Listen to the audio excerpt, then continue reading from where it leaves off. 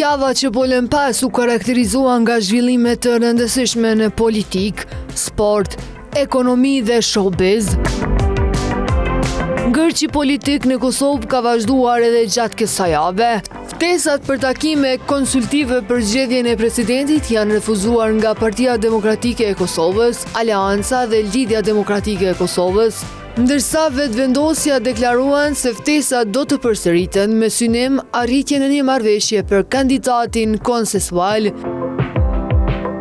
Në anën tjetër, Albin Kurti dhe Lumir Abdegjiku u takuan për të diskutuar kriteret për presidentin e vendit. Pas takimit, të dy e cilësuan bashkëbisedimin konstruktiv, ndërsa thanë se propozimet konkrete do të diskutohen me tej brenda partive.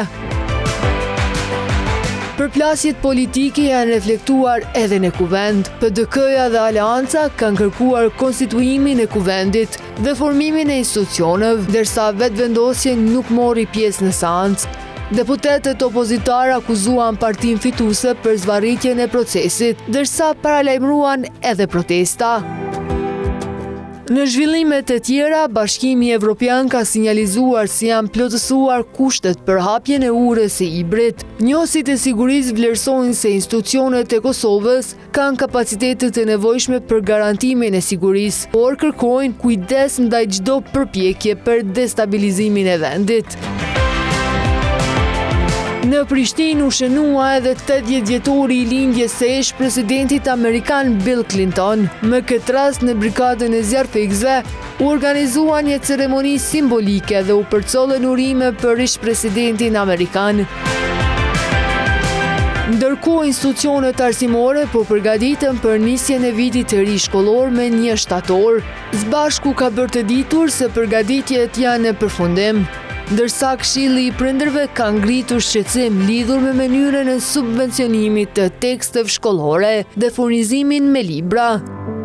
Kosova ka vazhduar përgatitjet për organizimin e lojrave mesdjetare Prishtina 2030. Ministri në detyrë i rinisë dhe sportit Blerim Gashani raportoi në Asamblenë e Përgjithshme të Komunitetit Ndërkombëtar të Lojrave Mesdjetare për progresin e arritur në përgatitjen infrastrukturore dhe organizative. Prezantimi u shoqërua me një incident diplomatik, pasi delegacioni i Serbisë u largua nga salla në shenjë proteste.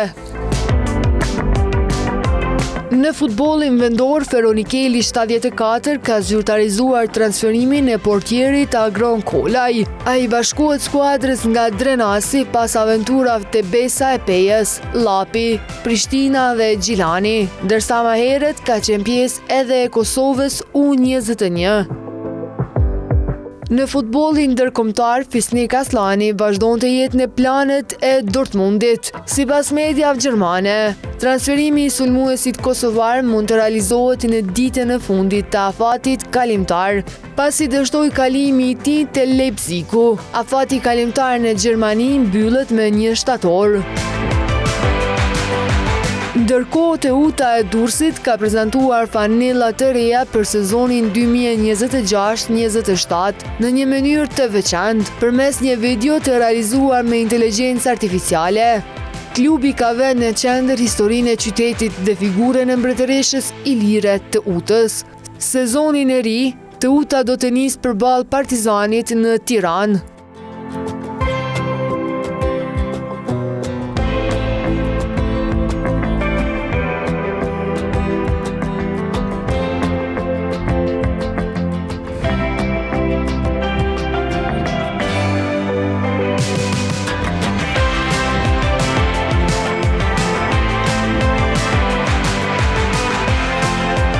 Selim Bollati ka folur për lidhjen e saj me Kosovën gjatë një bashkëbisedimi me ndjekësit në Instagram. E pyetur nëse zgjedh Kosovën apo Shqipërinë, ajo u përgjigj se për të ka rëndësi të jetë në vendin dhe mes njerëzve të saj, duke shoqëruar përgjigjen me flamujt e të dy vendeve.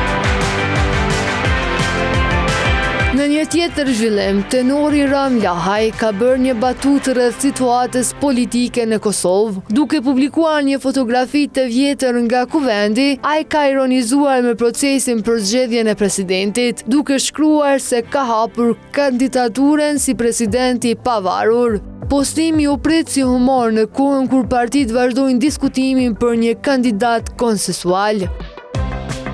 Ndërkohë ish-banorët e Big Brother VIP Albania, Brikena dhe Mateo, po shijojnë pushimet së bashku në Ulqin. Në një fotografi nga plazhi, vëmendjen e mori një varse e personalizuar me byzylykun e Brikenës me dedikimin Mateo 1 of 1.